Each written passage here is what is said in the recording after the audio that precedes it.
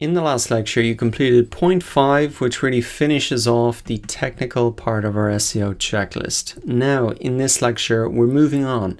We're going to focus on the keyword research process, and the outcome for you over the next few lectures will be to work through each of these points, and then you'll have your chosen keywords, which will be the centerpieces for the content that you were going to create down here. I've broken up the keyword research process into a few different points here. These three here are the main ones. But what I want to do in this lecture is really lay the foundation, get us in the right mindset for this whole process, and to also give you a strategy to attack this process so you're really going to get results. Let us start with the mindset then and really developing a buyer persona. It's really important for you when you're going through this process to get into your buyer's shoes. You want to think about what are they actually typing into the search results. So we developed a buyer persona earlier in the course when we were looking at the marketing plan. So I would pull that information out now and look at that again with fresh eyes as we go into this process. Because the key thing you have to remember is your customers are not searching for their site. They're looking for valuable information to solve their problems. So you need to revisit what are their problems, what are they typing into the search results, and having a buyer persona is really that crucial first step to figuring that out. Now, as well as their age and demographics and goals, etc., I think one key thing that you can think about now that we're specifically focusing on keyword research is really the situation of your customer. So you really want to focus on your best customers, and I put together this quick chart to help explain that. What you might want to ask yourself is how far down the funnel is the customer, because the way that people search online is very different depending on what stage of the funnel that they're at. And this is really the buying funnel. Are they just becoming aware? Are they researching and comparing? Or are they buying? Because a customer who's searching something like what is marketing, they're really just becoming aware about marketing.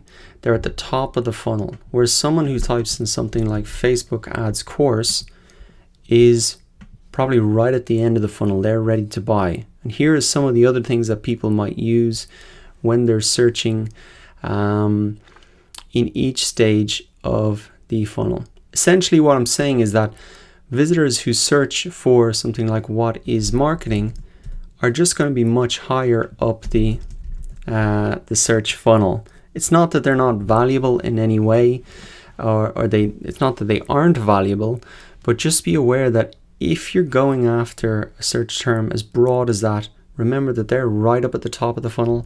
What you want to be thinking about from the start is getting those people who are at the end of the buying funnel, they're ready to buy, and think about the keywords and things that those type of customers are searching for, because they're really going to be your best customers. They're ready to buy, and if you can get at the top of the search results for those keywords, you're going to have much better conversions. With that said, let us move back now. That covers off really point number 6, and let's get into the keyword strategy. Because I think what you've got to remember is that it's very competitive out there. Even for something like, say, Facebook ads course, I can see that there are over 50 million search results for that term, which means that there's about 50 million web pages that are relevant to that.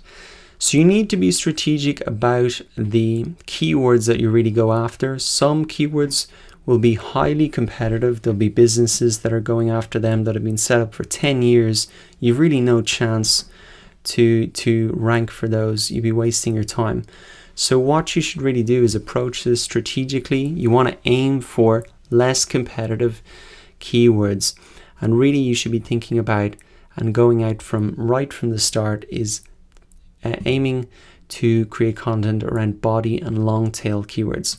And to explain this, I have a quick slide here. So think about keywords in 3 different categories. First are the head keywords. These are one-word phrases like logistics, and they're called head keywords because they really represent the head of the graph here.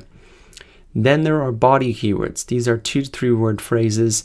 you can see that these are less competitive. They're moving down this side, and also the search frequency can be a little bit less. Because they're more specific, the search frequency is less, but they're also less competitive.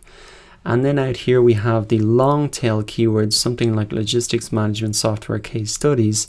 Obviously there's going to be less searches for that because it's less specific, but also it's much less competitive. So in terms of what you want to be thinking about that you can rank for, I'm never going to get to the top of the search results for something like marketing. It would just be a waste of time for me to even try that. You can see that at the start here, there are huge companies already ranking there.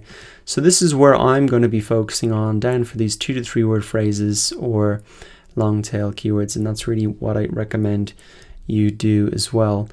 And as well as the types of keywords that you should go after, you should aim to rank for a portfolio of keywords rather than one single term. So you're going to be creating a number of different blog posts around a lot of different terms. So think of it as a portfolio approach rather than as you're just going to be at the top of the search results for one term.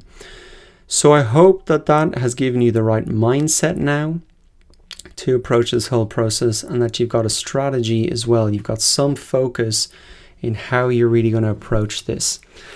With that said, now in the next lecture we're really going to get started and get our hands dirty and brainstorm for keywords.